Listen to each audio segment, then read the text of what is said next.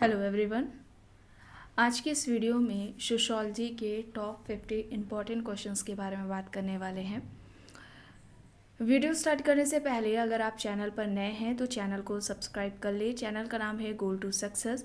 अगर आप net, JRF, PGT, GIC या फिर असिस्टेंट प्रोफेसर एग्ज़ाम की तैयारी कर रहे हैं सोशियोलॉजी से, तो इस चैनल के साथ जुड़कर आप यहाँ से अपनी स्टडी को कंप्लीट कर सकते हैं। प्लेलिस्ट में उन सभी वीडियोज़ के फोल्डर्स मिल जाएंगे, आप वहाँ से उन वीडियोज़ को देख सकते हैं।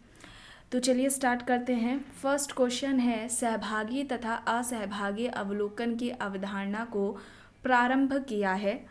ऑप्शंस हैं Kingsley Davis, Edward Lindeman, Linton, William J गुडे।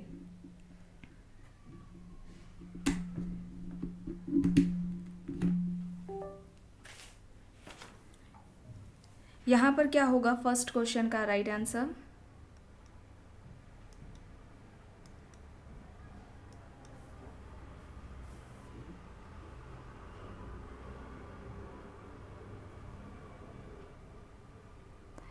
Option B, Edward Lindeman. Option B है यहाँ पर, एडवर्ड लिंडमैन है। ठीक है, सहभागी और असहभागी अवलोकन की अवधारणा को शुरू करने वाले एडवर्ड लिंडमैन है। ऑप्शन बी यहाँ पर राइट है। आगे देखते हैं, सहयोग शांतिपूर्ण संघर्ष है, यह किसका कथन है? ऑप्शंस है मैकेवर, ग्रीन, डेरेनड्रॉफ, मैक्स वेबर। सहयोग को शांतिपूर्ण संघर्ष किसके द्वारा कहा गया है? तो यहाँ पर आप लोगों को एक इम्पॉर्टेंट जो फैक्ट बनता है वो बताना है। गिलिन एंड गिलिन, ठीक है, गिलिन एंड गिलिन जिन्होंने सोशल प्रोसेस आपके सिलेबस में है, तो सोशल प्रोसेस यानी कि सामाजिक प्रक्रिया के 3 प्रकार बताए थे गिलिन एंड गिलिन ने। पहला बताया था समान सामाजिक प्रक्रिया, दूसरा था सहयोगी सामाजिक प्रक्रिया और तीसरा था असहयोगी सामाजिक प्रक्रिया। ठीक है, असहयोगी सामाजिक प्रक्रिया, सहयोगी सामाजिक प्रक्रिया और समान सामाजिक प्रक्रिया। तो सहयोग किसके अंतर्गत आएगा? सहयोगी सामाजिक प्रक्रिया, या सहयोगी की जगह आपको कभी कभी देखने को मिलेगा सहभागीय सामाजिक प्रक्रिया। ठीक है, या संगठनात्मक सामाजिक प्रक्रिया, इसके अंतर्गत सहयोग आएगा। सहयोग के अलावा समायोजन, आत्मसातकरण, ये सभी इसके अंतर्गत आएंगे, सहयोगी सामाजिक प्रक्रिया के अंतर्गत आएंगे। और ग्रीन का कहना है सहयोग को इन्होंने शांतिपूर्ण संघर्ष कहा है। तो ऑप्शन बी यहाँ पर राइट आंसर हो जाएगा। आगे देखते हैं, अगस्त कॉम्ट पर उस समय के सर्वप्रथम किस दार्शनिक विचारक के विचारों का प्रभाव पड़ा था? ऑप्शन है सेंट साइमन, जे.एस. मिल, अगस्त कॉम्ट, जॉन लॉक।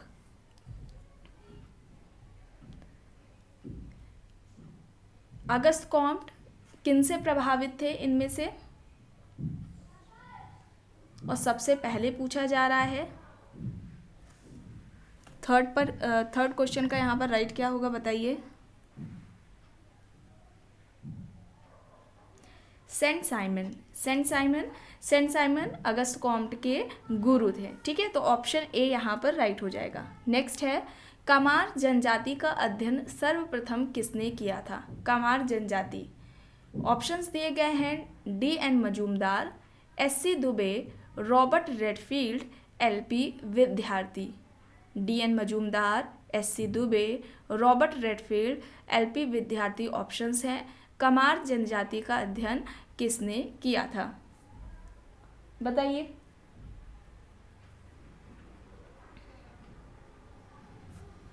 क्या होगा यहाँ पर फोर्थ का? कमार जनजाति पर अध्ययन सबसे पहले किसका रहा है? राइट हो जाएगा एस.सी. दुबे, श्यामाचरण दुबे का रहा है। ऑप्शन बी यहाँ पर राइट होगा। और इनकी कुछ अगर इम्पॉर्टेंट बुक्स के बारे में बात कर ली जाए जो कि आपके एग्जाम के लिए इम्पॉर्टेंट है, तो वो बुक्स कौन कौन सी हैं? एक तो द कमार के नाम से बुक है, ठीक है, द कमार। फिर सेकेंड इम्पॉर्टेंट बुक है इंडियन विलेज, सेकेंड क्या हो जाएगी? Indian village. फिर आती है एक बुक इंडियाज़ चेंजिंग विलेजेस, और फिर एक बुक है इंडियन सोसाइटी। ठीक है, इंडियन सोसाइटी। और शमीर पेट पर इनका फील्ड वर्क रहा है। आप लोग अगर चैनल से अभी जल्द ही जुड़े हैं तो आप सभी प्लेलिस्ट ज़रूर चेक कर लीजिए। फील्ड वर्क से समाजशास्त्रियों का जो अध्ययन क्षेत्र रहा है, कहाँ पर किसका अध्ययन रहा है या किस जनजाति पर किनका अध्ययन रहा है, उससे रिलेटेड वीडियोस काफ़ी समय पहले बनाई गई हैं। प्लेलिस्ट में आपको फोल्डर मिल जाएगा, वहाँ से आप उन वीडियोस को देख सकते हैं। फील्ड वर्क से रिलेटेड भी एग्ज़ाम में क्वेश्चंस पूछे जाते हैं। तो एस.सी. दुबे ने शमीरपेट गाँव पर अध्ययन किया था एंड इस तरीके से भी क्वेश्चन पूछा जाता है। तो यहाँ पर ऑप्शन बी राइट है। आगे देखते हैं, किसने कहा है कि जादू या धार्मिक क्रियाएं जनजातियों को तनाव मुक्त रखती हैं? ऑप्शंस हैं Frazer, Malinowski, Ford, S C. Dube. Frazer, Malinowski, Ford, S C. Dube. जादू या धार्मिक क्रियाएं जनजातियों को तनाव मुक्त रखती हैं, ये किसका तर्क है?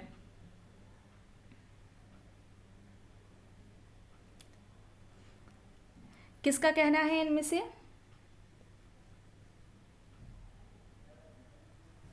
यहाँ पर क्या हो जाएगा राइट आंसर? मेलानोव्स्की। ठीक है, मेलानोव्स्की हो जाएगा। ऑप्शन बी यहाँ पर राइट आंसर हो जाएगा। मेलानोव्स्की व्यक्तिवादी प्रकारवादी के अंतर्गत आते हैं। व्यक्तिवादी प्रकारवादी के अंतर्गत ये आते हैं और इन्होंने मानवीय आवश्यकताओं का भी सिद्धांत दिया है। 3 तरह की आवश्यकताएं बताते हैं, प्राथमिक, द्वितीयक और तृतीयक आवश्यकताएं। इस तरीके से भी प्रश्न पूछा जाता है। और संस्कृति को, कल्चर के बारे में इनका क्या कहना था कि संस्कृति इन मानवीय आवश्यकताओं को पूरा करने का क्या है? साधन है। संस्कृति मानवीय आवश्यकताओं की पूर्ति का साधन है। इस तरीके से अगर प्रश्न पूछा जाता है तो ये कहना मेलानोव्स्की का है। ठीक है, और इन्होंने जो जादू है, धर्म है, उसको इन्होंने पवित्र बताया था और जो विज्ञान है, साइंस, उसको ये मेलानोव्स्की अपवित्र बताते हैं। ध्यान रखिएगा, जादू और धर्म को मेलानोव्स्की पवित्र बताते हैं जबकि विज्ञान को वे अपवित्र बताते हैं। और जादू के भी इन्होंने 2 प्रकार बताए हैं। सफ़ेद जादू, जो कि दूसरों के कल्याण के लिए जादुई क्रियाएं की जाती हैं, कर्मकांड किए जाते हैं दूसरों के कल्याण के लिए, वे सफ़ेद जादू के अंतर्गत आते हैं।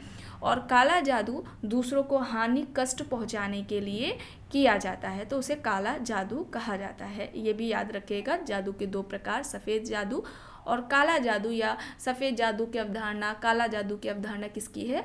मेलानोव्स्की की है। ठीक है, नेक्स्ट है, मैकिम मेरिट ने अपनी पुस्तक विलेज इंडिया में सामाजिक परिवर्तन की व्याख्या करने के लिए 2 अवधारणाओं का प्रयोग किया। 2 कॉन्सेप्ट का इन्होंने यूज़ किया।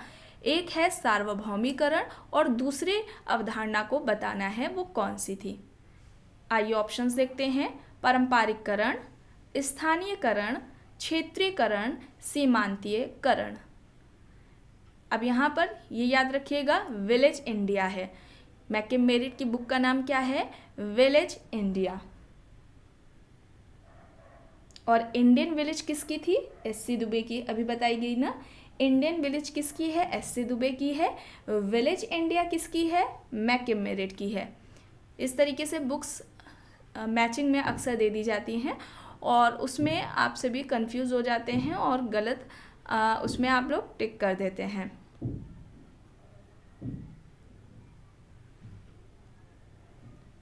सामाजिक परिवर्तन की व्याख्या करने के लिए इन्होंने 2 अवधारणाओं का प्रयोग किया था। एक तो सार्वभौमिकरण है, दूसरी बतानी है वो कौन सी अवधारणा है जिसका इन्होंने प्रयोग किया। और सार्वभौमिकरण अवधारणा क्या है, इसको भी कंप्लीट कराया जा चुका है, एक अलग से इसकी वीडियो बनी है। आप लोग गोल टू सक्सेस नाम से सर्च करिएगा, कॉन्सेप्ट को मिल जाएगी। चूँकि एक अलग भी वीडियो है तो उसका फोल्डर नहीं बनाया गया है।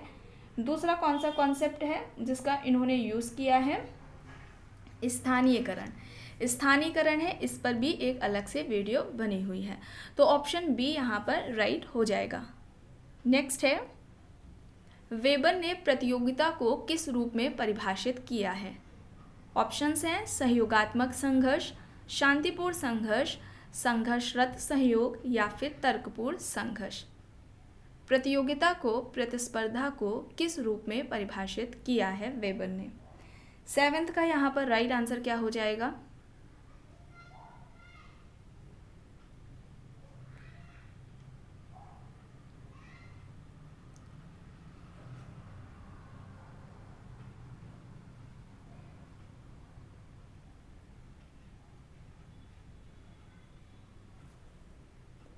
तो यहाँ पर क्या होगा, शांतिपूर्ण संघर्ष।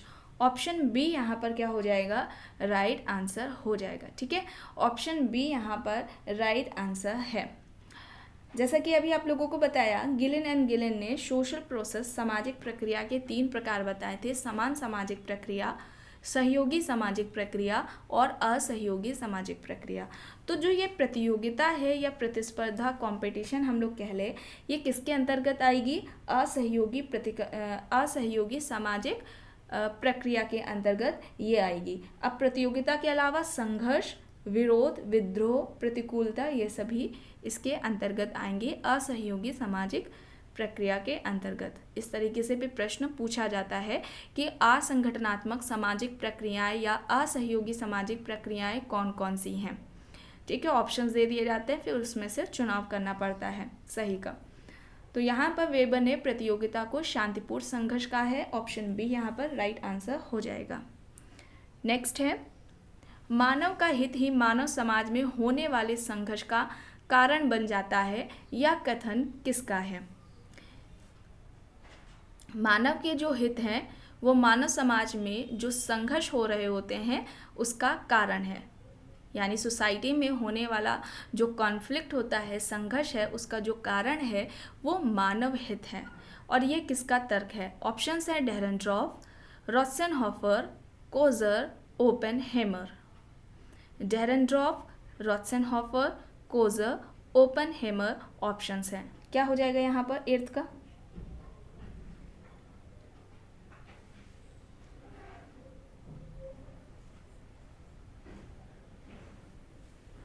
एंड यहाँ पर राइट आंसर ऑप्शन बी रोत्सेनहोफर हो जाएगा। ऑप्शन बी यहाँ पर राइट आंसर है। अच्छा, डेरेनड्रॉफ का जो संघर्ष का सिद्धांत है, जो उन्होंने संघर्ष का सिद्धांत दिया डेरेनड्रॉफ ने, उसे टर्नर ने क्या कहा है, टर्नर ने डेरेनड्रॉफ के संघर्ष सिद्धांत को द्वंद्वात्मक संघर्ष का सिद्धांत कहा है। ये याद रखिएगा, द्वंद्वात्मक संघर्ष का सिद्धांत किसने दिया है, तो डेरेनड्रॉफ हो जाएंगे।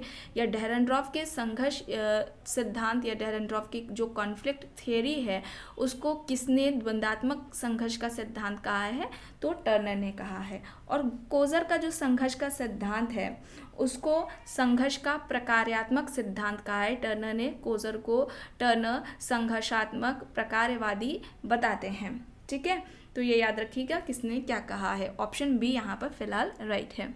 आगे देखते हैं, प्रादेशिक और गैर प्रादेशिक समूहों के रूप में समूहों का विभाजन किस समाजशास्त्री ने किया। यानी कि समूहों का जो क्लासिफिकेशन है, ग्रुप का क्लासिफिकेशन या ग्रुप के जो टाइप्स हैं, अगर इस तरीके से पूछा जाए, प्रादेशिक और गैर प्रादेशिक समूह किसने बताए हैं। ऑप्शंस जो दिए गए हैं, वॉर्ड है, पार्क एंड बर्गेस है, जॉनसन है, एडवर्ड सापिर है। Ward, Park and Burgess, Johnson, Edward Sapir. तो यहाँ पर क्या हो जाएगा, प्रादेशिक और गैर प्रादेशिक समूहों के रूप में जो क्लासिफिकेशन किया है ग्रुप का, वो किसने किया है, पार्क एंड बर्गेस ने किया है। ऑप्शन बी यहाँ पर राइट हो जाएगा। नेक्स्ट है, आधुनिक समाज में अधिकांश सामाजिक स्थितियाँ होती हैं। यहाँ स्थितियाँ से मतलब क्या है, परिस्थिति। ठीक है, आधुनिक समाज में जो ज़्यादातर सामाजिक परिस्थितियाँ होती हैं वो कैसी होती हैं, प्रदत्त, अर्जित, मानव निर्मित या फिर ईश्वर द्वारा प्रदत्त। चलिए बताइए, अब ये गलत नहीं होना चाहिए।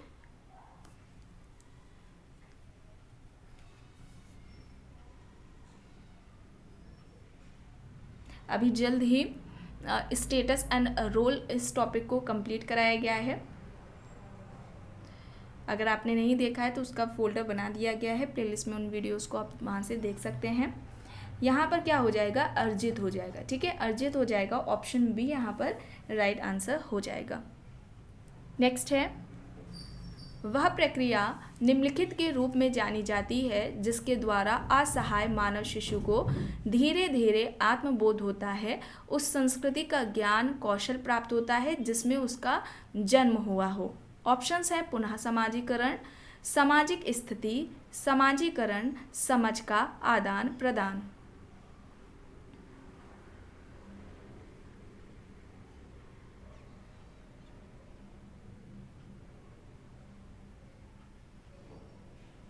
क्या होगा यहाँ पर, ऐसी प्रक्रिया जिसके द्वारा मानव शिशु को धीरे धीरे आत्मबोध होता है, संस्कृति का ज्ञान कौशल प्राप्त होता है जिसमें कि उसका जन्म हुआ हो। पुनः समाजीकरण, सामाजिक स्थिति, समाजीकरण, समझ का आदान प्रदान। क्या हो जाएगा यहाँ पर?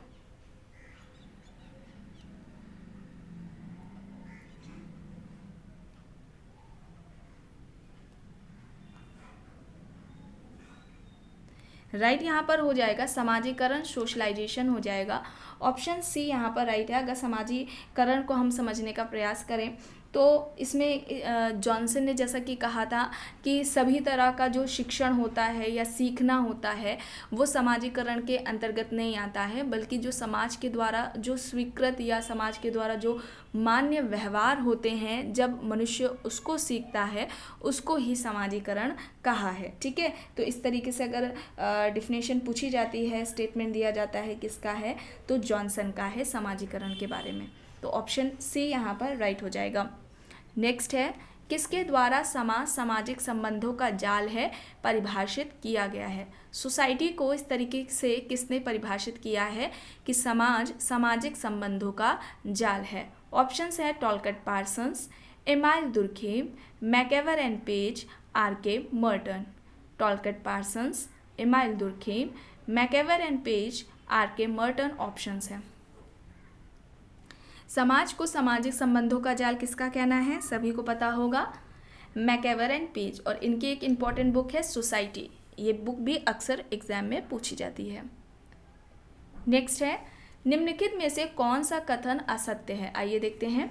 संस्कृति मानव को मूल्य एवं आदर्श प्रदान करती है, संस्कृति मानव व्यवहार में समरूपता लाती है, संस्कृति सामाजिकरण में योग देती है, संस्कृति सामाजिक नियंत्रण में बाधा डालती है। कौन सा गलत है यहाँ पर?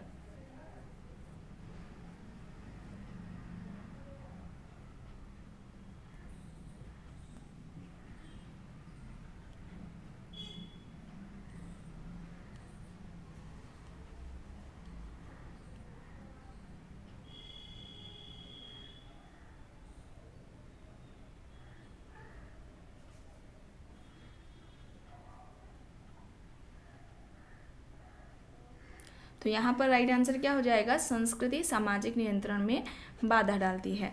ऑप्शन डी यहाँ पर क्या हो जाएगा, राइट आंसर हो जाएगा, कल्चर। इस टॉपिक को कंप्लीट कराया जाएगा। फिलहाल इससे पहले अभी जब तक नई वीडियो आ रही है उसमें कुछ अपडेट करने हैं। एक काफ़ी समय पहले की वीडियो है स्टेटस, रोल एंड कल्चर से, तो वहाँ पर स्टेटस से रिलेटेड जितने भी कॉन्सेप्ट्स हैं, रोल से रिलेटेड जितने भी कॉन्सेप्ट्स हैं, कल्चर से रिलेटेड जितने भी कॉन्सेप्ट्स हैं, उन सभी को कंप्लीट कराया गया है। उसके क्वेश्चंस वहाँ पर बताए गए हैं, काफ़ी डिटेलिंग में उन कॉन्सेप्ट्स के बारे में बताया गया है, तो आप लोग उन वीडियोज़ को देख सकते हैं। ठीक है, इम्पॉर्टेंट है ये टॉपिक क्योंकि इससे अक्सर एग्जाम्स में क्वेश्चंस देखने को मिलते हैं। अभी फ़िलहाल कुछ दिनों के बाद संस्कृति से रिलेटेड जो इम्पॉर्टेंट क्वेश्चंस हैं न्यू, जिन्हें ऐड करना है, जो पुरानी वाली वीडियोस में नहीं है बताए गए हैं, तो उससे रिलेटेड भी जल्द ही वीडियो आएगी। लेकिन जब तक नहीं आ रही है तो उसे प्लीज़ पहली वाली जो वीडियो है उसे भी ज़रूर देखिएगा क्योंकि उसमें भी काफ़ी अच्छे क्वेश्चंस कराए गए हैं। तो यहाँ पर ऑप्शन डी हो जाएगा। अब कल्चर से रिलेटेड अगर कुछ इम्पॉर्टेंट बातें कर ली जाए तो जैसे कि हर्शकोविट्ज का एक क्वेश्चन एग्जाम में देखने को मिलता है। इन्होंने संस्कृति को पर्यावरण का मानव निर्मित भाग बताया था। संस्कृति क्या है, पर्यावरण का मानव निर्मित भाग है, ये हर्शकोविट्ज का कहना था। और लिंडन ने क्या कहा था कि जो समाज के जो सदस्य होते हैं, सदस्य मतलब जो लोग, आम जनता, ठीक है, समाज के जो सदस्य हैं उनकी जो जीवन विधि है वो ही संस्कृति है। तो सदस्यों के, समाज के सदस्यों की जो जीवन विधि है वो संस्कृति है, ये लिंटन ने कहा था। रेडफील्ड का समाज के सदस्यों की जो जीवन शैली है उसको संस्कृति बताया। संस्कृति समाज के सदस्यों की जीवन शैली है, तो ये याद रखिएगा, स्टाइल ऑफ लाइफ, ठीक है, स्टाइल ऑफ लाइफ, ये जो जीवन की शैली है, संस्कृति को किसने बताया है, रॉबर्ट रेडफील्ड ने बताया है, और लिंटन ने जीवन विधि बताया है संस्कृति की। ठीक है, तो कंफ्यूज ना होइएगा, और इस तरीके से भी एग्जाम्स में क्वेश्चंस देखने को मिलते हैं, इसलिए आप लोगों को यहाँ पर ये बताया गया। नेक्स्ट है, नगरवाद जीवन की एक पद्धति है कहा गया है, ऑप्शंस हैं Kingsley Davis, Park and Burgess, Patrick Geddes, L Wirth यानी लुई वर्थ या विर्थ कहीं कहीं देखने को मिलता है। नगरवाद जीवन की एक पद्धति है, यह किसका कहना है? 14th का यहाँ पर क्या हो जाएगा राइट आंसर?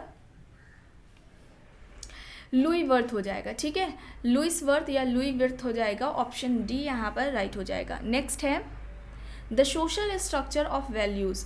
अब ये बुक किसकी है? The Social Structure of Values. Options हैं M N Srinivas, Radha Kamal Mukherjee, Navdeshwar Prasad, S P Nagendra. M N Srinivas, Radha Kamal Mukherjee, Navdeshwar Prasad, S P Nagendra. The Social Structure of Values. Sociology की इम्पॉर्टेंट बुक्स एंड ऑथर्स पहले ही इस टॉपिक से रिलेटेड यानी कि जो इम्पॉर्टेंट बुक्स हैं सोशियोलॉजी की उनको कंप्लीट कराया गया है। ठीक है, तो आप लोगों को प्लेलिस्ट में फोल्डर मिल जाएगा, वहाँ से आप देख सकते हैं।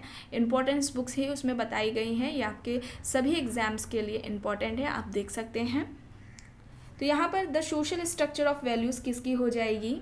राधा कमल मुखर्जी की हो जाएगी। ऑप्शन बी यहाँ पर राइट आंसर हो जाएगा। इसके अलावा इनकी कुछ और भी इम्पोर्टेंट्स बुक्स हैं जैसे कि द स्ट्रक्चर ऑफ वैल्यूज़। ठीक है, the Social Structure of values के अलावा द स्ट्रक्चर ऑफ वैल्यूज़ एक ये बुक है।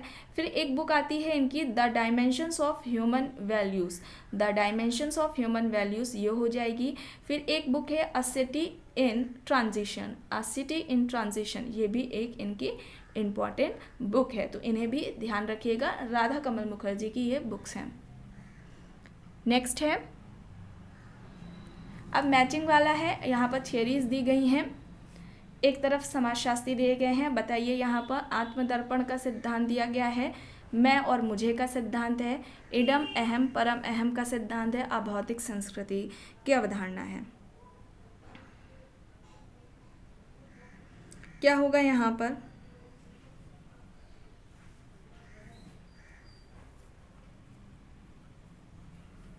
राइट क्या होगा?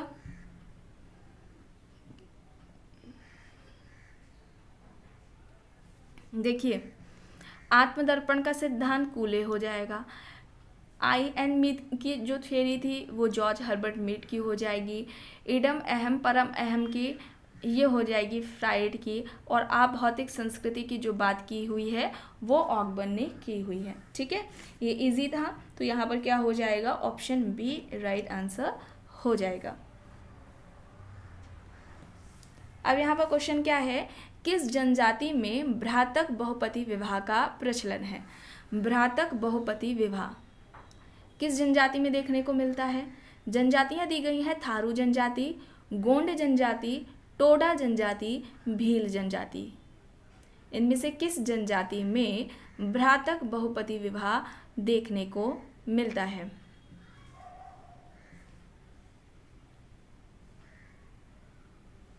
थारू जनजाति, गोंड जनजाति, टोडा जनजाति, भील जनजाति।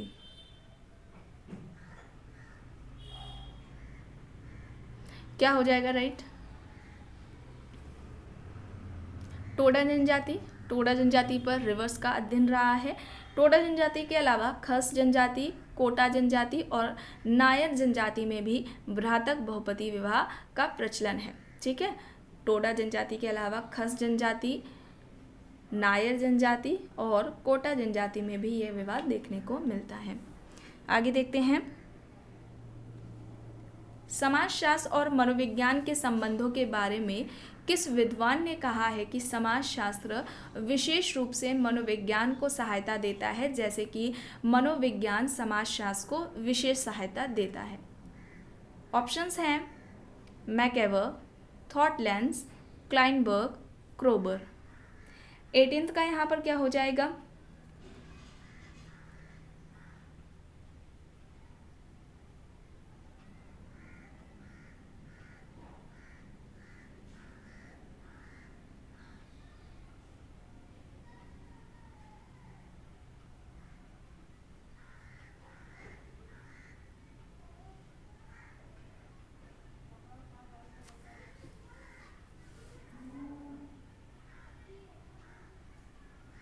समाजशास्त्र और मनोविज्ञान के संबंधों के बारे में किसका ये कहना है? समाजशास्त्र विशेष रूप से मनोविज्ञान को सहायता देता है, जिस तरीके से मनोविज्ञान समाजशास्त्र को विशेष सहायता देता है। और यहाँ पर राइट हो जाएगा मैकएवर, ऑप्शन ए यहाँ पर राइट है। आगे देखते हैं, समाजशास्त्र ना तो अन्य सामाजिक विज्ञानों की गृहस्वामिनी है, एक सेकेंड, समाजशास्त्र ना तो अन्य सामाजिक विज्ञानों की गृहस्वामिनी मानी जाती है और न उनकी दासी, अपितु उनकी भंगिनी मानी जाती है। ऑप्शंस दिए गए हैं A.L. Kroeber, George Stephenson, Burns and Beckers, E.A. Hoebel. चलिए बताइए ये किसका है? यूपी पीजीटी के एग्ज़ाम में ये पूछा गया है, नेट के पेपर में भी ये क्वेश्चन देखने को मिला है। क्या होगा यहाँ पर 19th का? Burns and Becker, Burns and Beckers हो जाएगा, ऑप्शन सी यहाँ पर राइट आंसर हो जाएगा।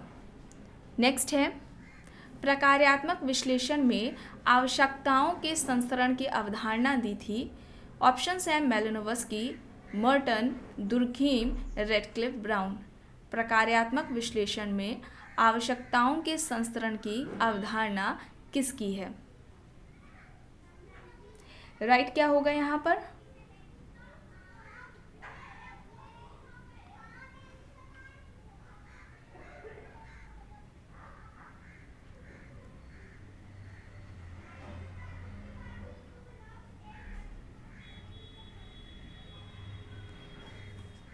मैलिनोवस्की यहाँ पर राइट है, ऑप्शन ए यहाँ पर राइट आंसर हो जाएगा। ठीक है, इन्होंने मानवीय आवश्यकताओं का सिद्धांत दिया था। मैलिनोवस्की ने मानवीय आवश्यकताओं का सिद्धांत दिया था। 3 तरह की मानव की आवश्यकताएं होती हैं, प्राथमिक आवश्यकता, द्वितीयक और तृतीयक आवश्यकताएं इन्होंने बताई हैं।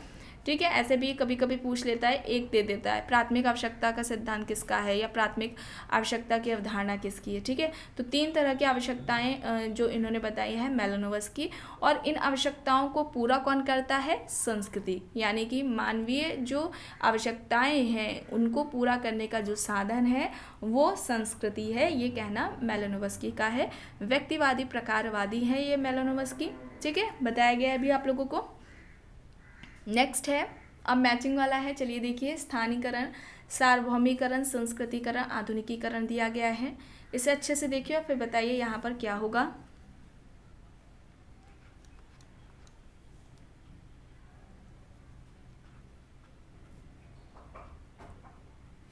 ट्वेंटी 21 का यहाँ पर क्या होगा बताइए।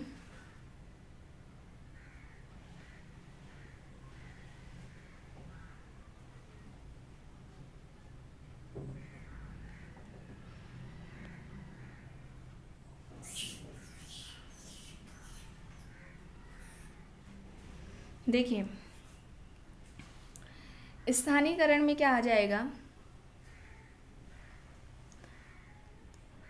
लघु परंपरा। सार्वभौमिकरण वृहद परंपरा में आ जाएगा। संस्कृतिकरण उच्च जाति की संस्कृति का अभिस्वीकरण। आधुनिकीकरण आधुनिक युग से। ठीक है, तो ऑप्शन सी यहाँ पर राइट आंसर हो जाएगा। नेक्स्ट है, निम्नलिखित में से रेडफील्ड के द्वारा प्रतिपादित लघु समुदाय में कौन सी विशेषता संबंधित नहीं है? रेडफील्ड ने लिटिल कम्युनिटी का कॉन्सेप्ट दिया था और लघु समुदाय की विशेषताएं इन्होंने बताई थी, उनमें से कौन सी एक नहीं है ये बताना है। ऑप्शंस दिए गए हैं विशिष्टता, छोटापन, विजातीयता, आत्मनिर्भरता। चलिए बताइए कौन सा यहाँ पर सही है,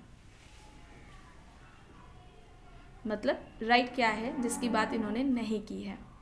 काफ़ी बार ये एग्ज़ाम में देखने को मिला है, नेट के, पीजीटी के एग्ज़ाम में, जीआईसी, ये कुछ क्वेश्चंस होते हैं ना जो हर एग्ज़ाम्स में देखने को मिलते हैं, उनमें से ये भी एक है। लिटिल कम्युनिटी का इनका कॉन्सेप्ट है रॉबर्ट रेडफील्ड का। पीजन सोसाइटी का कॉन्सेप्ट दिया है उन्होंने। फोक कल्चर, फोक सोसाइटी, ये सारे कॉन्सेप्ट्स किसके हैं? और रॉबर्ट रेडफील्ड के हैं। ठीक है, तो यहाँ पर इन्होंने जो लिटिल कम्युनिटी की, अगर हम लघु समुदाय के अगर हम लक्षणों की बात करें या विशेषताओं की बात करें, जिनके आधार पर हम किसी भी कम्युनिटी को या किसी भी गांव को हम या किसी को भी हम लिटिल कम्युनिटी के अंतर्गत रखेंगे, तो कौन से लक्षण हैं जिनकी बात इन्होंने बताई है रेडफील्ड ने, वो कौन कौन सी है। एक तो है लघुता, है ना, छोटापन जिसे कह सकते हैं, विशिष्टता है, समरूपता है और आत्मनिर्भरता है, विजातीयता नहीं है। ऑप्शन सी यहाँ पर राइट आंसर हो जाएगा। और रॉबर्ट रेडफील्ड ने ये जो अपना कॉन्सेप्ट है वो चानकोम गांव पर अध्ययन करके, अब चानकोम गांव कहाँ का है, मैक्सिको के चानकोम गांव पर अध्ययन किया, और फिर उस अध्ययन करने के बाद ही उन्होंने ये अपना कॉन्सेप्ट लिटिल कम्युनिटी का दिया था। और इन्होंने गांव को लघु समुदाय का एक बेस्ट एग्जाम्पल, एक अच्छा उदाहरण बताया था गांव को लिटिल कम्युनिटी का। ठीक है, तो ये भी याद रखिएगा कहाँ पर इनका अध्ययन रहा है, और फिर उन्होंने ये कॉन्सेप्ट दिया है। अध्ययन भी पूछ लिया जाता है किसका अध्ययन था। ठीक है, तो ऑप्शन सी यहाँ पर राइट है। नेक्स्ट है, निम्न में से कौन सहयोगी प्रक्रिया का एक प्रकार नहीं है। अभी बताया गया गिलिन एंड गिलिन ने 3 तरह के सामाजिक प्रक्रिया, सोशल प्रोसेस का जो टॉपिक था, इसको भी काफ़ी डिटेलिंग में कंप्लीट कराया गया है। इसका भी प्लेलिस्ट में वीडियो मिल जाएगा, फोल्डर मिल जाएगा, वहाँ से आप वीडियोस देख सकते हैं। तो यहाँ पर सहयोगी प्रक्रिया का एक प्रकार, एक टाइप नहीं है, ये पूछा जा रहा है। फिलहाल अभी यहाँ पर जो क्वेश्चंस कराए जा रहे हैं उनमें भी बताया गया है। अगर आप ध्यान से सुन रहे थे तो आप बता सकते हैं। जो ऑप्शंस दिए गए हैं, समायोजन है, सात्मीकरण है, प्रतियोगिता है और सहयोग है। तो चलिए यहाँ पर बताइए, सहयोगी जो प्रक्रिया है उसका एक प्रकार इनमें से कौन सा नहीं है। 23 का यहाँ पर राइट आंसर क्या है ये बताइए।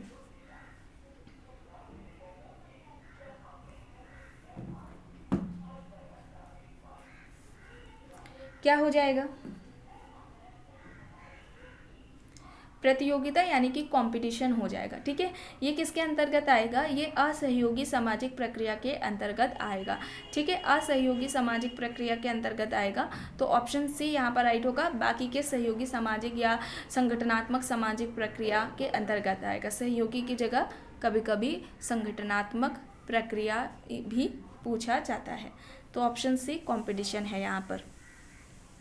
अब क्वेश्चन है यहाँ पर, भारत में निम्नलिखित में से कौन सा महत्वपूर्ण कारक नहीं है जो राष्ट्रीय अखंडता को बाधित करता है। राष्ट्रीय अखंडता को बाधित करता है, इनमें से जो ऑप्शंस हैं उनमें से कौन सा महत्वपूर्ण कारक नहीं है ये बताना है।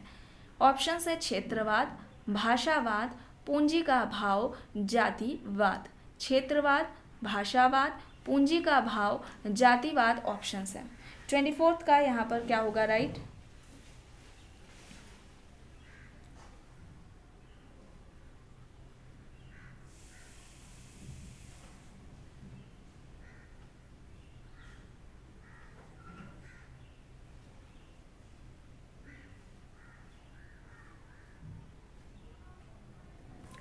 राइट क्या हो जाएगा, पूंजी का अभाव। ऑप्शन सी यहाँ पर राइट हो जाएगा। 24 का राइट आंसर यहाँ पर ये हो जाएगा।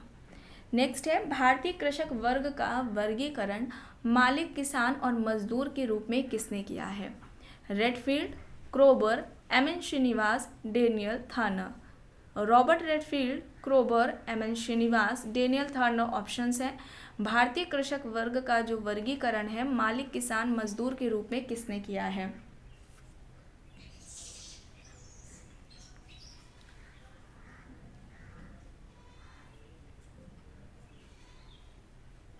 राइट क्या होगा बताइए, इम्पॉर्टेंट है।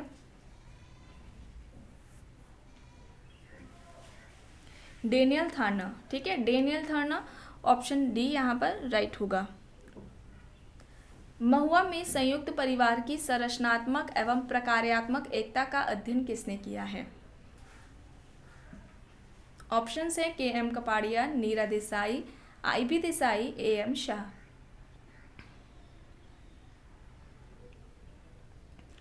महुआ में संयुक्त परिवार की संरचनात्मक एवं प्रकार्यात्मक एकता का अध्ययन किसने किया है। K M. Kapadia, Neera Desai, I P. Desai, A M. Shah options हैं। बताइए।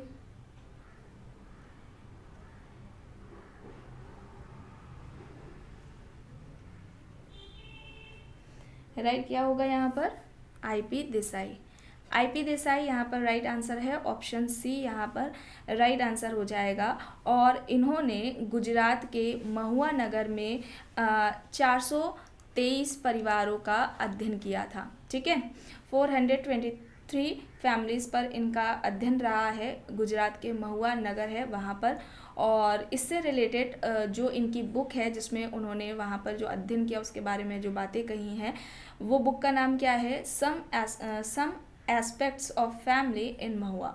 सम aspects of family in Mahua, ये इनकी बुक है, इंपॉर्टेंट बुक है। बुक भी कई बार एग्जाम में पूछी जाती है। और निष्कर्ष के तौर पर जो इम्पॉर्टेंट इनकी बातें रही हैं वो क्या रही हैं, इन्होंने जो बताया, इन्होंने कहा कि जो संयुक्तता थी, ठीक है, जो संयुक्त परिवार थे, सब साथ में मिलकर रह रहे थे, वो कम हुई है। और जो एकता है वो बढ़ी है। और जो नातेदारी संबंध पहले देखे जाते थे वो नातेदारी संबंध क्या हुए हैं?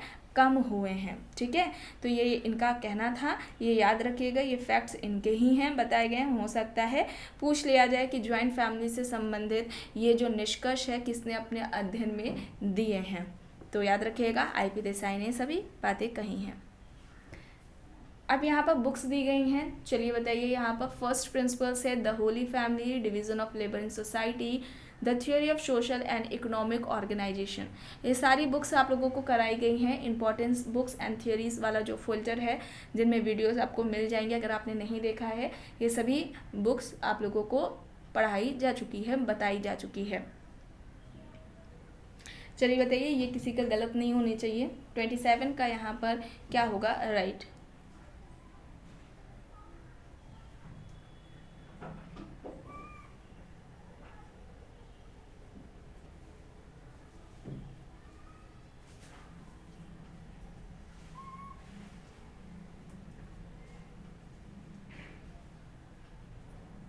27 का यहाँ पर क्या होगा? देखिए, फर्स्ट प्रिंसिपल किसकी है? स्पेंसर की है। द होली फैमिली ये किसकी हो जाएगी? कार्ल मार्क्स की हो जाएगी। Division of labour in society ये किसकी हो जाएगी? दुर्खीम की।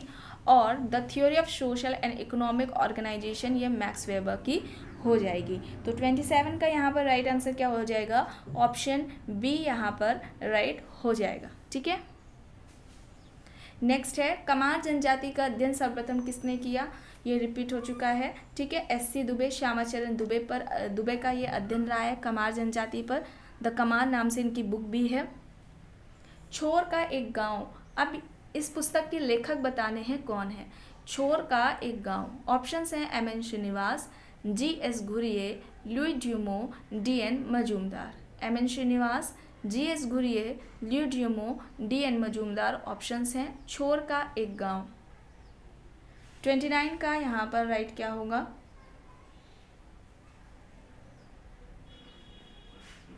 किसकी है ये बुक?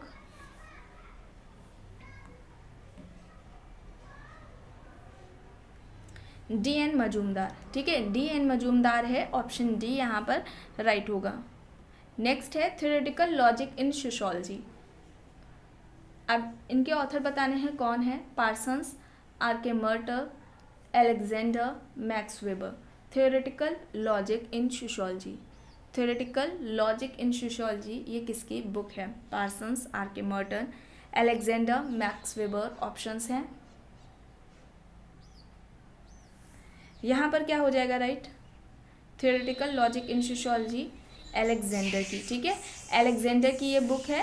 एलेक्जेंडर नव प्रकारवादी के अंतर्गत आते हैं। ठीक है, नव प्रकारवाद के जनक भी पूछ लिया जाए किस कौन है, तो एलेक्जेंडर ही हैं नव प्रकारवाद के जनक। नेक्स्ट है कि समाजशास्त्री ने समूह की अवधारणा को अंतःक्रिया के संबोध द्वारा समझाया है। ऑप्शंस हैं George Herbert Mead, Gillin and Gillin, Burgess, इनमें से कोई नहीं। समूह की अवधारणा को अंतःक्रिया के संबोध द्वारा किसने समझाया?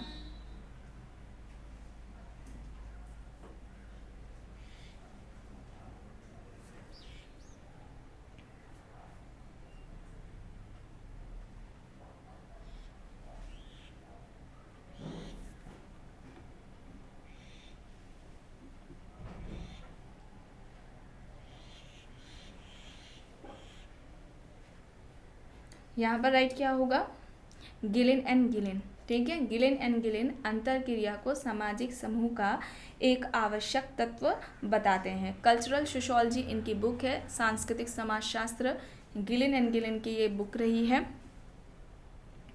नेक्स्ट है, अर्ध या आभासीय प्राथमिक समूह की अवधारणा किसने दी है।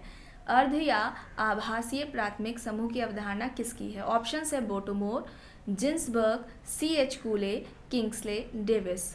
Bottomore, Ginsberg, C.H. Cooley, Kingsley Davis options हैं। अर्ध या आभासीय प्राथमिक समूह की अवधारणा किसकी है।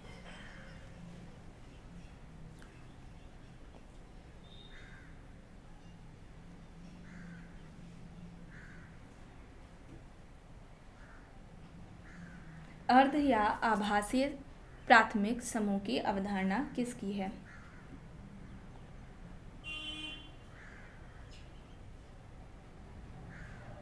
देखिए, एक क्वेश्चन है, एक जो कॉन्सेप्ट है, अवधारणा है, वो है अर्ध या आभासीय समूह। ठीक है, अर्ध या आभासीय समूह, और ये जो अवधारणा है वो जिन्सबर्ग और बोटोमोर की है, अर्ध या आभासी समूह। अब ये अर्ध या आभासी समूह क्या होता है, तो सोसाइटी में कुछ ऐसे ग्रुप्स होते हैं जिसमें जो समूह हैं उनके कुछ लक्षण या हम विशेषताएं या लक्षण कुछ भी कहें वो पाए जाते हैं और कुछ पाए नहीं जाते हैं। उनमें पूर्ण संगठन का अभाव देखने को मिलता है, जागरूकता एक दूसरे के प्रति नहीं होती है। तो ऐसे समूह को हम अर्ध या आभासीय समूह कहते हैं, और ये अवधारणा जिन्सबर्ग एंड बोटोमोर की है। लेकिन यहाँ पर अर्ध या आभासीय प्राथमिक समूह पूछा जा रहा है, प्राइमरी ग्रुप भी ऐड है, तो ये किसका हो जाएगा, C.H. कूले का हो जाएगा। काफ़ी बार आप लोगों को बताया गया है, लेकिन फिर भी बहुत लोग गलत करते हैं, बताते हैं इसका आंसर। तो अर्ध या आभासी प्राथमिक समूह की अवधारणा कूले की है, और इनका क्या कहना है कि सोसाइटी में हमें जो ग्रुप्स देखने को मिलते हैं, प्राथमिक और द्वितीयक समूह देखने को मिलते हैं। इसके अलावा भी कुछ ऐसे समूह होते हैं जिनका निर्माण मनुष्य अपने जो नीड्स होती हैं, जो उनके उद्देश्य होते हैं, आवश्यकता होती है, उनको पूरा करने के लिए करता है। और ऐसे समूहों में हमें प्राथमिक और द्वितीयक दोनों ही समूह की विशेषताएं या दोनों ही समूह के लक्षण देखने को मिलते हैं। ठीक है, अगर हम संबंधों की दृष्टि से देखें तो ऐसे समूह को हम प्राथमिक समूह कह सकते हैं, यानी कि प्राथमिक समूह के लक्षण देखने को मिलेंगे अगर हम संबंधों की दृष्टि से देख रहे हैं उस ग्रुप को। या अगर हम उद्देश्य की दृष्टि से देखें तो ये द्वितीयक समूह, या संगठन की दृष्टि से देखें, संगठन या विशेष उद्देश्य की दृष्टि से देखें तो इसमें द्वितीयक समूह की विशेषताएं पाई जाती हैं। तो ऐसे समूह की जो स्थिति होती है वो मध्य में होती है। ठीक है, प्राथमिक समूह, फिर आ जाएगा अर्ध या आभासी प्राथमिक समूह, और फिर द्वितीयक समूह। ऐसे समूह में प्राथमिक और द्वितीयक दोनों ही समूहों की विशेषताएं पाई जाती हैं। ठीक है, आई होप आप लोगों को समझ में आया होगा और अब आप नहीं बताएंगे गलत। ठीक है, नेक्स्ट है, धर्म जन समाज के लिए अफीम है, या कथन किसका है। धर्म को जन समाज के लिए अफीम किसने कहा। ऑप्शंस है Hegel, Lenin, Karl Marx, Max Weber. देखिए, कार्ल मार्क्स, ये इंपॉर्टेंट कुछ थिंकर्स ऐसे होते हैं जिनसे रिलेटेड हर एग्जाम में क्वेश्चंस देखने को मिलते हैं। उनमें कार्ल मार्क्स, मैक्स वेबर हो जाएंगे, दुर्खीम हो जाएंगे, पार्सन्स हैं, ठीक है, और भी Coser, George Herbert Mead, Blumer, Anthony Giddens, Levi Strauss, Radcliffe Brown, Parsons, Durkheim और भी। तो इन सभी थिंकर्स को कंप्लीट कराया जा चुका है। इन सभी का फोल्डर आप लोगों को प्लेलिस्ट में मिल जाएगा। जब तक नई वीडियोस इन थिंकर्स से रिलेटेड नहीं आ रही हैं, लेकिन आपको पुराने वाले जो वीडियोस हैं उन्हें भी ज़रूर देखना है। और कार्ल मार्क्स को पहले ही कंप्लीट कराया जा चुका है। उस फोल्डर में, प्लेलिस्ट में आप जब चेक करेंगे तो वहाँ पर आपको फोल्डर मिलेगा, और उस फोल्डर में आई थिंक 4 या 5 आपको वीडियोस मिलेंगी। एक तो वीडियो इनके जितने भी कॉन्सेप्ट्स, थियरीज रही हैं उनके ऊपर है। सेकंड जो वीडियोस है वो इनके जो कार्ल मार्क्स के इम्पॉर्टेंट स्टेटमेंट्स हैं, जैसे कि आप लोग अभी देख रहे हैं धर्म को जन समाज के लिए अफीम किसने कहा है, और भी जो महत्वपूर्ण कथन कार्ल मार्क्स के द्वारा कहे गए हैं, जिस तरीके से एग्जाम्स में भी पूछे जाते हैं, देखने को मिलते हैं, उन सभी को कंप्लीट कराया गया है। और जो बाकी की वीडियोस हैं उनमें इम्पॉर्टेंट जो क्वेश्चंस बनते हैं कार्ल मार्क्स के, जो हर एग्ज़ाम्स में पूछे गए हैं, उन सभी को उन वीडियोस में कराया गया है। तो अगर आप लोगों ने नहीं देखे हैं उन वीडियोस को, तो उन वीडियोस को ज़रूर देख लीजिएगा, आपके एग्ज़ाम्स के लिए इम्पॉर्टेंट है। ठीक है, तो यहाँ पर ऑप्शन सी राइट होगा। नेक्स्ट है, किस विद्वान ने तनाव को पारिवारिक विघटन का कारण माना है? अब सोशल डिसऑर्गेनाइजेशन, ठीक है, सोशल डिसऑर्गेनाइजेशन, इस टॉपिक को भी कंप्लीट कराया जा चुका है, इसका भी आपको प्लेलिस्ट में फोल्डर मिल जाएगा। तो तनाव को पारिवारिक विघटन का कारण इनमें से किसने माना है? ऑप्शंस हैं Lemert, Mowrer, Elliott and Merrill, H S. Baker.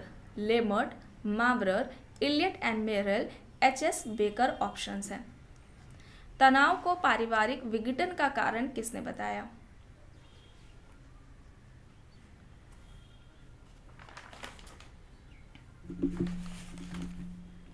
Right क्या होगा यहाँ पर? Elliott and Merrill. ठीक है, इलियट एंड मेरेल है और इन्होंने तनाव के प्रकार भी बताए हैं, 2 प्रकार बताए हैं। एक तो जो प्राथमिक तनाव है, इसमें जब पति पत्नी के बीच में विचारों को लेकर जो मतभेद देखने को मिलता है, उससे प्रभावित कौन होते हैं? बच्चे होते हैं। तो ऐसा जो तनाव होता है वह प्राथमिक तनाव कहलाता है, और जो दूसरा तनाव होता है वो द्वितीयक तनाव होता है। और द्वितीयक तनाव किससे होता है? आर्थिक कारणों से होता है। ठीक है, जो द्वितीयक तनाव देखने को मिलता है वो आर्थिक कारणों से देखने को मिलता है। तो तनाव के ये 2 प्रकार भी एग्जाम में पूछने को देखने को मिल सकते हैं। ठीक है, तो ऑप्शन सी यहाँ पर राइट हो जाएगा। आगे देखते हैं, प्रभावित जाति की उस विशेषता का उल्लेख कीजिए जिसे एम.एन. श्रीनिवास ने नहीं बताया। ऑप्शंस हैं जनसंख्या शक्ति, आर्थिक प्रभाव, राजनीतिक शक्ति, श्वेत वस्त्र व्यवसाय। डोमिनेंट कास्ट, ठीक है, डोमिनेंट कास्ट का जो कॉन्सेप्ट था वो एम.एन. श्रीनिवास का था। एम.एन. श्रीनिवास के इम्पॉर्टेंट जो कॉन्सेप्ट्स रहे हैं, जिसमें कि संस्कृतिकरण, संस्कृताइजेशन, डोमिनेंट कास्ट है ना, प्रभुत्व जाति या प्रभावी जाति जिसे कहा जाता है, आधुनिकीकरण की अवधारणा, पश्चिमीकरण की अवधारणा, धर्मनिरपेक्षीकरण, फैलाव की अवधारणा, ये सभी अवधारणाएं एम.एन. श्रीनिवास की हैं। लेकिन कुछ महत्वपूर्ण अवधारणाएं हैं जिनसे संबंधित एग्जाम्स में क्वेश्चंस पूछने को मिलते हैं, और उन अवधारणाओं को कंप्लीट कराया गया है, जिसमें है संस्कृतिकरण की अवधारणा और एक है प्रभुत्व जाति या प्रभावी जाति की अवधारणा। इन दोनों का ही अलग अलग फोल्डर, मतलब कि अलग अलग वीडियोस बनी हुई हैं। इसका आपको एक फोल्डर मिल जाएगा एम.एन. श्रीनिवास की महत्वपूर्ण अवधारणाओं के नाम से। वहाँ पर आपको ये 2 वीडियोस मिल जाएंगी, उन्हें ज़रूर देखिएगा, इम्पॉर्टेंट है, काफ़ी डिटेलिंग में बताया गया है। तो जो डोमिनेंट कास्ट है, प्रभुत्व जाति है, एम.एन. श्रीनिवास ने उसके यानी डोमिनेंट जो कास्ट है उसकी कौन से लक्षण बताए हैं या विशेषताएं भी ऐसे करके पूछा जाता है कि प्रबुद्ध जाति की कौन सी विशेषताएं हैं, या एम.एन. श्रीनिवास ने प्रबुद्ध जाति के कौन से लक्षण बताए जिसके आधार पर हम किसी जाति को प्रबुद्ध जाति कह सकते हैं। तो वही पूछा जा रहा है यहाँ पर, कौन सा एक नहीं है जिसकी बात उन्होंने नहीं कही है। ठीक है, और क्वेश्चन इस तरीके से भी देखने को मिलता है, कहाँ पर इनका अध्ययन रहा है, फिर अध्ययन करके इन्होंने ये कॉन्सेप्ट दिया, किस बुक में इन्होंने इस कॉन्सेप्ट को दिया है, इस तरीके से भी पूछा जाता है। या फिर डोमिनेंट कास्ट से रिलेटेड अन्य समाजशास्त्रियों की विचार क्या रहे हैं, या डोमिनेंट कास्ट से ही रिलेटेड या उनकी आलोचना में लोगों ने जो अवधारणाएं दी हैं वो कौन कौन सी हैं। जैसे कि एस.सी. दुबे, श्यामाचरण दुबे ने डोमिनेंट कास्ट की आलोचना में प्रभुत्व व्यक्ति की अवधारणा दी थी। उन्होंने कहा था प्रभुत्व जाति तो हो नहीं सकती, ठीक है, उसमें जो एकता है उसका अभाव हो सकता है। प्रभुत्व व्यक्ति की अवधारणा की उन्होंने बात कही थी एस.सी. दुबे ने, श्यामाचरण दुबे ने। तो ये सभी वहाँ पर काफ़ी डिटेलिंग में बताया गया है, इसीलिए आप लोगों से कहा जा रहा है अगर आपने वीडियोस नहीं देखे हैं तो उन्हें ज़रूर देखिएगा। यहाँ पर फिलहाल ऑप्शन डी राइट हो जाएगा, श्वेत वस्त्र व्यवसाय हो जाएगा। ऑप्शन डी यहाँ पर राइट आंसर हो जाएगा। ठीक है, मैसूर के रामपुर की वहाँ पर ओकालिंगा जनजाति है, वहाँ पर इन्होंने अध्ययन करके ये जो कॉन्सेप्ट है डोमिनेंट कास्ट का या प्रभुत्व जाति प्रभावी जाति की जो अवधारणा है वो दी थी और 3 लक्षण बताए थे। एक तो संख्यात्मक शक्ति, संख्या में ज़्यादा होनी चाहिए वो संख्यात्मक शक्ति। दूसरी आर्थिक प्रभाव या आर्थिक शक्ति से भू क्षेत्र जो भूमि है लैंड उससे इनका मतलब था। और तीसरा था जो राजनीतिक शक्ति है उसकी। और किस बुक में इन्होंने ये अवधारणा दी है, कॉन्सेप्ट दी है, तो बुक भी इंपॉर्टेंट हो जाती है, बुक भी सुन लीजिए। The dominant caste in Rampura, the dominant caste in Rampura, ठीक है। ये एक लेख था जिसमें उन्होंने ये कॉन्सेप्ट दिया था, बाद में ही इस नाम से इनकी बुक भी आती है, ठीक है। तो ये हो जाएगी बुक इंपॉर्टेंट, इसे भी याद रखिएगा। यहाँ पर डी राइट है। नेक्स्ट है नगरवाद जीवन की पद्धति है कहा गया है। Kingsley Davis, Park and Burgess, Albert या फिर इनमें से कोई नहीं। नगरवाद जीवन की पद्धति है, ये किसका तर्क है, किसका कथन है?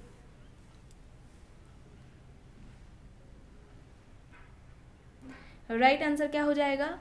लुई वर्थ हो जाएगा। ऑप्शन सी यहाँ पर राइट हो जाएगा। नेक्स्ट है एक लोहार का बेटा व्यावसायिक शिक्षा प्राप्त करके एक इंजीनियर बन गया। यह उदाहरण है। ऑप्शंस हैं अंतःपीढ़ीगत गतिशीलता, लंबवत गतिशीलता, क्षैतिज गतिशीलता या फिर इनमें से कोई नहीं।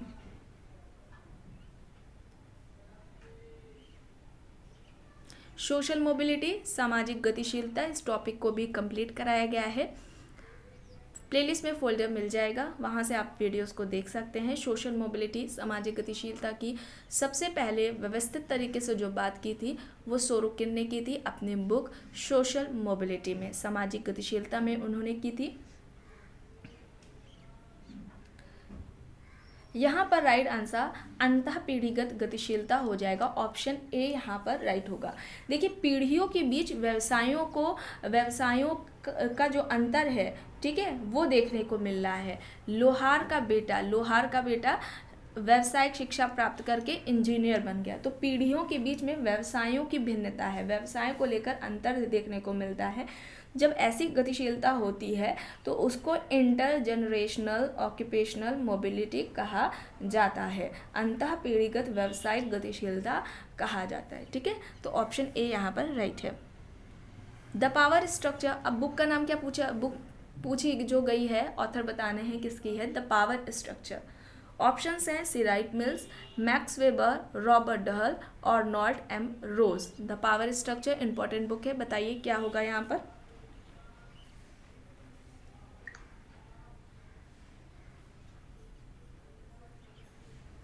The power structure,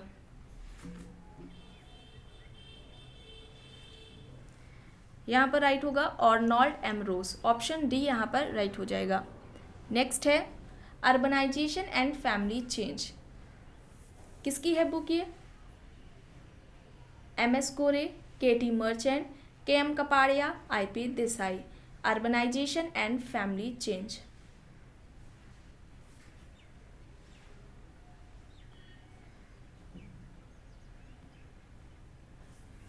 important book है।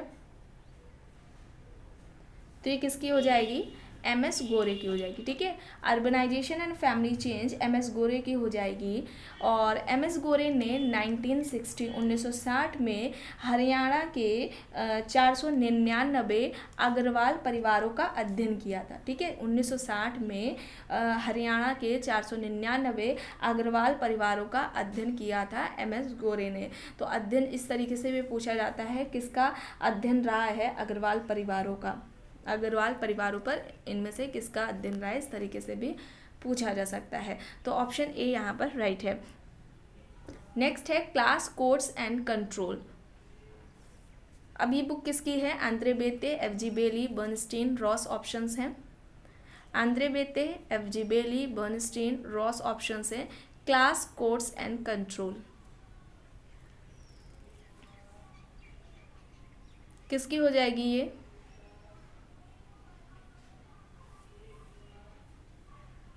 बर्नस्टीन, ठीक है, बर्नस्टीन हो जाएगी। ऑप्शन सी यहाँ पर राइट है।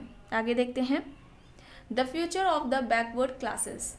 अब इसके ऑथर बताने हैं Andre Beteille, G S. Ghurye, R K. Merton, Owen Lynch. Options हैं the future of the backward classes, Andre Beteille, G S. Ghurye, R K. Merton, Owen lynch.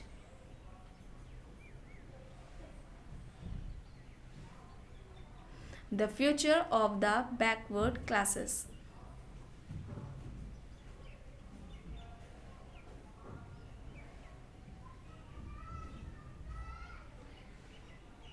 किसकी हो जाएगी ये book? Andre Beteille. Option A यहाँ पर राइट है। नेक्स्ट है, जाति और जनजाति के बीच विभाजन रेखा खींचना कठिन है, यह तर्क है D N Majumdar, Herbert Risley, Hoebel, N K Bose.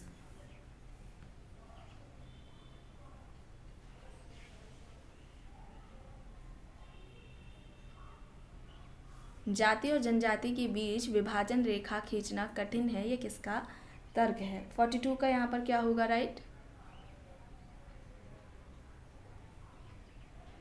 Herbert Risley. ठीक है, हर्बर्ट रिजले यहाँ पर राइट है।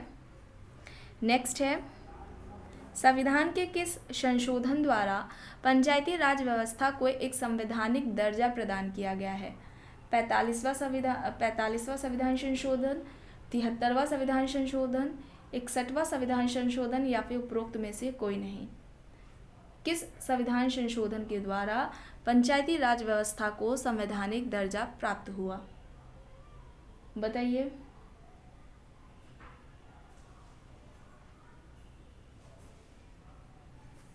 तो क्या हो जाएगा? 73वां संविधान संशोधन, 73। ठीक है, तो ऑप्शन बी यहाँ पर राइट होगा। नेक्स्ट है, व्यापारियों तथा पेशेवरों की अवैध गतिविधियों को कहते हैं संगठित अपराध, विमुक्ता, किशोर उपचार या बाल अपराध, सफेद पोश अपराध। व्यापारियों तथा पेशेवरों की अवैध गतिविधियों को क्या कहा जाता है?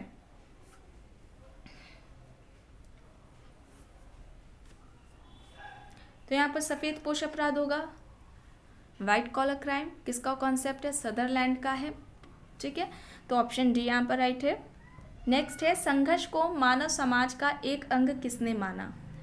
ऑप्शंस दिए गए हैं Jones, Henry George, Kingsley Davis, Smith. Jones, Henry George, Kingsley Davis, Smith options हैं। संघर्ष को मानव समाज का अंग किसने माना है? क्या होगा यहाँ पर राइट?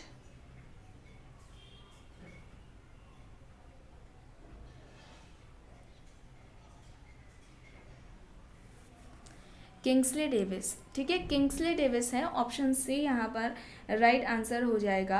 और ह्यूमन सोसाइटी एक इनकी इम्पॉर्टेंट बुक है किंग्सले डेविस की, और इन्होंने अपने सभी अध्ययनों में फंक्शनल अप्रोच को अपनाया है। प्रकार्यात्मक परिप्रेक्ष्य का प्रयोग इन्होंने किंग्सले डेविस ने किया है अपने सभी अध्ययनों में।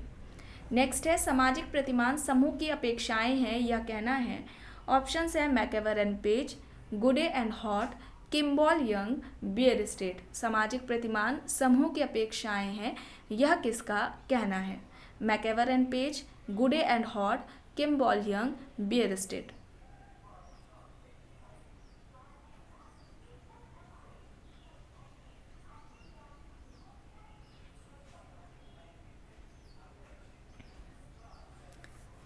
तो यहाँ पर किम्बॉल यंग हो जाएगा, ऑप्शन सी यहाँ पर राइट होगा। नेक्स्ट है, मनुष्य संस्कृति धारक पशु है यह तर्क है। ऑप्शंस है Herskovits, Kroeber, Tylor, Broom and Selznick. Herskovits, Kroeber, Tylor, Broom and Selznick options हैं। मनुष्य संस्कृति धारक पशु है यह तर्क किसका है? एंड यहाँ पर राइट क्या हो जाएगा? ब्रूम एंड सेल्जनिक, ऑप्शन डी यहाँ पर राइट होगा। नेक्स्ट है, सांस्कृतिक वर्ग की अवधारणा किसकी है? ऑप्शंस है लेपियर, ब्लूमर, सीमेल, इनमें से कोई नहीं। लेपियर, ब्लूमर, सीमेल ऑप्शन है या फिर इनमें से कोई नहीं। सांस्कृतिक वर्ग की अवधारणा पूछी जा रही है, किसकी है? यहाँ पर राइट क्या हो जाएगा? किसका है ये कॉन्सेप्ट? लेपियर का है। ठीक है, लेपियर का है, ऑप्शन ए यहाँ पर राइट है। नेक्स्ट है, निम्न में से तनाव सिद्धांत किसने प्रतिपादित किया? क्लॉर्क विस्लर, नील जे स्मिल्सर, गुडे एंड हॉट, वॉलिश ऑप्शंस है। क्लॉर्क विस्लर, नील जे स्मिल्सर, गुडे एंड हॉट, वॉलिश ऑप्शंस हैं। तनाव सिद्धांत किसका है?